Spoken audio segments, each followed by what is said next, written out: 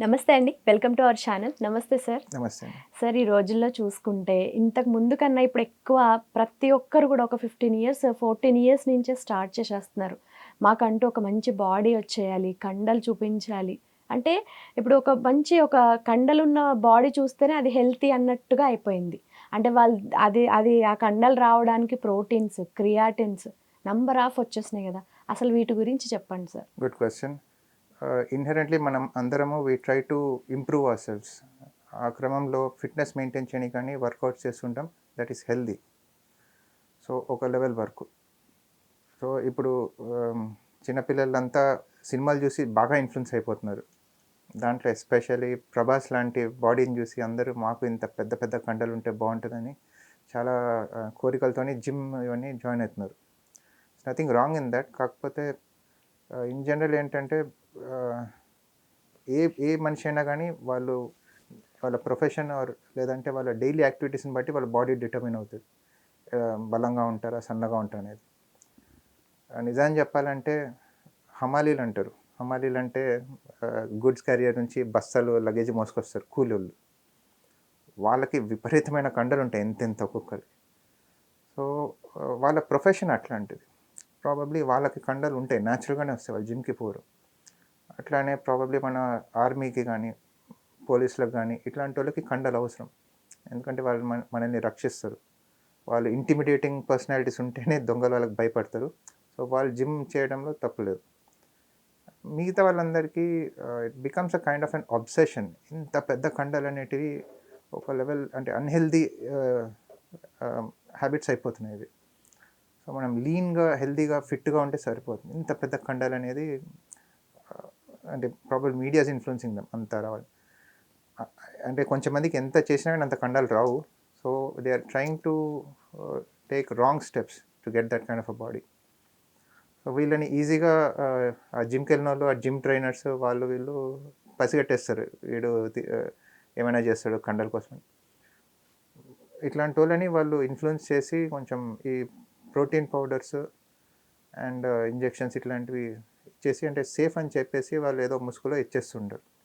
దాంతో వాళ్ళకి కండలొస్తాయి గానీ, ఆ స్టీరాయిడ్స్ అవన్నీ ఇచ్చినప్పుడు ఏమైతుందంటే, యాక్చువల్ మన బాడీలో గూడా టెస్టోస్టెరాన్, స్టీరాయిడ్స్ ఇవన్నీ మన బాడీలో ప్రొడ్యూస్ అయితాయి.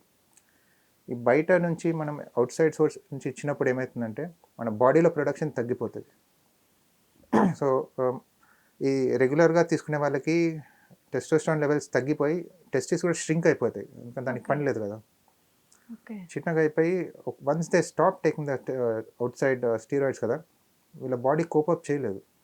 It's not producing that much testosterone. So, అట్లాంటోళ్ళకి గైనకోమాస్టియాలు, ఈ ఫెమినైన్ క్వాలిటీస్ అవన్నీ వచ్చేస్తూ ఉంటాయి వాళ్ళకి యూజువల్లీ. సో, ఇలాంటి వాళ్ళకి పిల్లలకి ఫ్యూచర్‌లో గూడా ఇబ్బందయిపోతుంది గదండీ! కావచ్చు. ఓకే. అందుకనే నా అడ్వైస్ ఆ కండలన్నీ పెంచేది to attract the opposite gender. But if you are unable to be a proper man, what use are those muscles.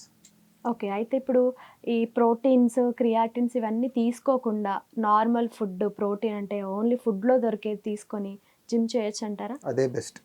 Okay. Chicken, mutton, గుడ్డుని మించిన ప్రోటీన్ ఉండదు. ఓకే.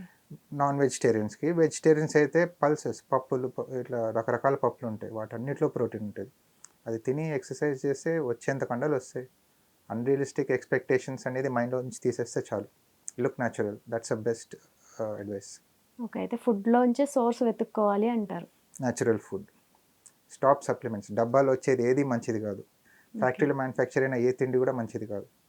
చెట్ల నుంచి పీకినటివి, జంతువులు ఇవి మంచివి తిండికి. ఇప్పుడు మన తెలుగు సినిమా ఒకటి 'ఆర్య' సినిమా వచ్చింది. పేరు గుర్తు రావట్లేదు గానీ దాంట్లో ఆయన బాక్సింగ్ ఛాంపియన్ ఉంటాడు. సో, ఆ సినిమా కోసమని బాడీ చాలా బిల్డ్ చేసాడు ఆయన. కష్టపడి కండలు పెంచేసాడు వితిన్ ఎ ఫ్యూ మంత్స్. మీరు నోటీస్ చేసుంటే గనక ఆ సినిమా అయిపోయాక ఆయనకి గైనకోమాస్టియా వచ్చింది. ఓకే. ఫేస్‌బుక్‌లో, ఇన్‌స్టాలో కొంచెం వైరల్ అయింది ఇది. సో, ప్రాబబ్లీ ఆయన తీసుకొని ఉండొచ్చు. సో, ప్రజలందరికి మెసేజ్ ఏందంటే స్టీరాయిడ్స్ తొందరగా కండలు పెంచాలని ఇది తీసుకుంటే గనక గైనకోమాస్టియా వస్తది. ఎగ్జాంపుల్ అది ఆ సినిమాలో ఆయన చేసింది. జిమ్‌కెళ్ళి కష్టాలు పడుతుంటారు పెద్ద బాడీలు పెంచేద్దామని. అక్కడ వాళ్ళేమో ప్రోటీన్ పౌడర్స్ తీసుకోండి, బాగా కండలు వచ్చేస్తాయి, ఈ ఇంజెక్షన్స్ తీసుకోండి బాగా మసిల్ బాడీ బాగా వస్తుంది, ఫ్యాట్ అంతా వెళ్ళిపోతుంది, మాయమాటలు చెప్పేసి జిమ్లలో వాళ్ళు ఈ ప్రోటీన్ పౌడర్స్ అని ఇస్తున్నారు వీళ్ళకి. వాళ్ళు ప్రోడక్ట్ సేల్ చేస్తున్నారు బేసిక్గా. ఈ ప్రోటీన్ పౌడర్స్ అనేది ఒక unregulated industry okay. And they are playing a dangerous game. వాళ్ళు దాంట్లో చెప్పకుండానే అంటే they are mixing steroids. So ఆ స్టీరాయిడ్స్ ఉన్న పౌడర్ తాగిన వాళ్ళకి రిజల్ట్స్ బాగా ఉంటాయి. అది ఇంకా 10 మంది వాళ్ళు చూసి వాళ్ళు రికమెండ్ చేస్తారు, వాళ్ళు కూడా అవి కన్జ్యూమ్ చేస్తున్నారు.